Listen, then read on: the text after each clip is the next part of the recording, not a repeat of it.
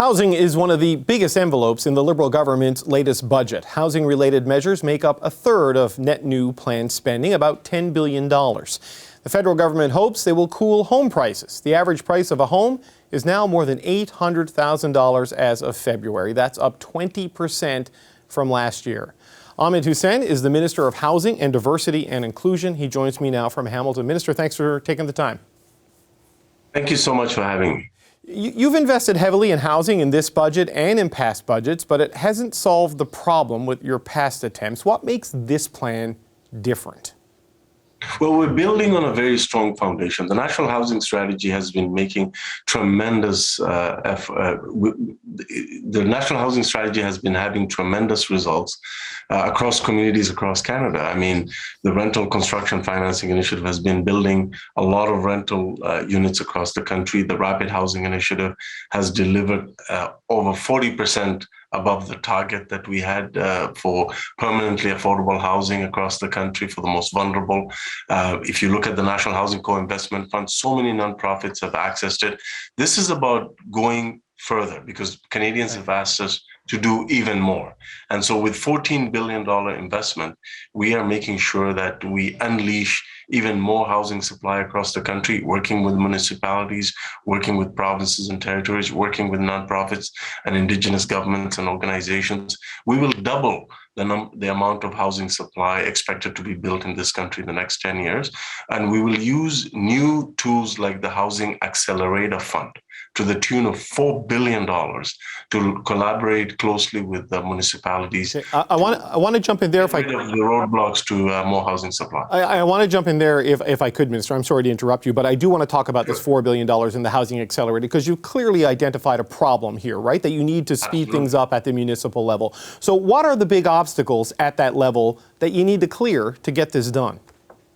Well, it's a question of capacity. Not enough permitting officials, not enough zoning officials, not enough fiscal capacity to purchase land for affordable housing, not enough the need to move away from paper-based systems that are old and inefficient to a digital system that can process permits and housing starts faster. And are the municipalities on board with this? Are the municipalities on board with this, that they've said, absolutely. You give us money, we'll do it? Absolutely. My conversations with both big city mayors, rural mayors, and the Federation of Canadian Municipalities actually are very much in favor of this kind of program that will enable them to increase the capacity that they have to build way more supply and do it faster. That's what this is about. So the Housing Accelerator Fund has a real target of building 100,000 new homes by 2024. And the way we're going to do that is we collaborate with the cities with the municipal orders and the regional authorities. And we've demonstrated that we can do that. During COVID, we brought in the Rapid Housing Initiative, and we were able to, in collaboration with nonprofits and municipalities, build permanently affordable homes for the most vulnerable in 12 months. Right. And in some cases, even less than 12 months. So it can be done.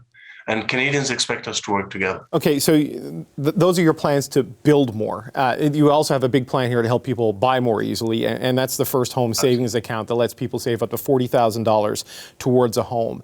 Why cap it at $40,000 when the average home price now is over $800,000? That's barely 5%.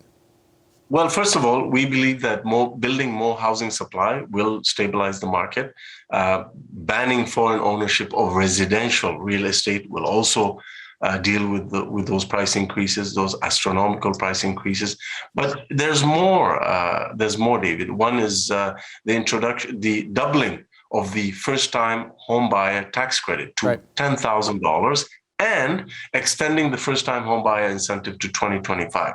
So there's a little bit more here, and in addition to that, there's a significant investment in rent-to-own program models that we'll test out and see what works, so that we can turn more Canadian renters into homeowners. No, and I appreciate that this all builds on existing measures and existing incentives that are there. But one of the criticisms we heard yesterday about this, like a lot of savings vehicles, like tax-free savings accounts, that this essentially is something that helps people who already have the money to save. You know what I mean? And that this is a little bit of a regressive policy because it's people with means who can take advantage of that. How do you respond to that? Well, this is one of the many tools we're deploying to enable Canadians to access their dream of home ownership. The second one is the one I just mentioned, rent-to-own programs. Those that you mentioned who may be struggling to get together a decent down payment would be assisted by a rent-to-own program model where your rent would actually count towards building some sort of credit with backing from the federal government to eventually turn you into a homeowner. But there's also a number of programs in the National Housing Strategy that already exist, where we have deployed them to work in collaboration with nonprofits, where we've enabled blue collar workers, paramedics, teachers, firefighters, construction workers to actually have access to home ownership through shared equity mortgage models, right, either through the first-time homebuyer incentive, but also through other very innovative models through nonprofits. One last thing I wanted to touch on. I mean, I look at this savings program, tax-free in like an RRSP, tax-free out like a TFSA. So it's easy to see the benefits of that and how you can set that up and how it will work.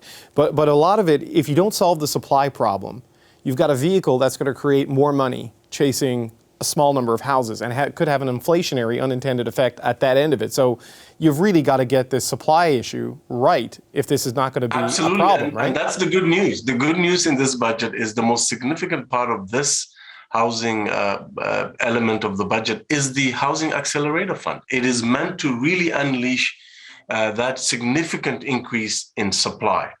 There is also a historic investment, the first significant investment in the building of new co-ops in 30 years, $1.5 billion to build new co-op units to the tune of 6,000 new homes.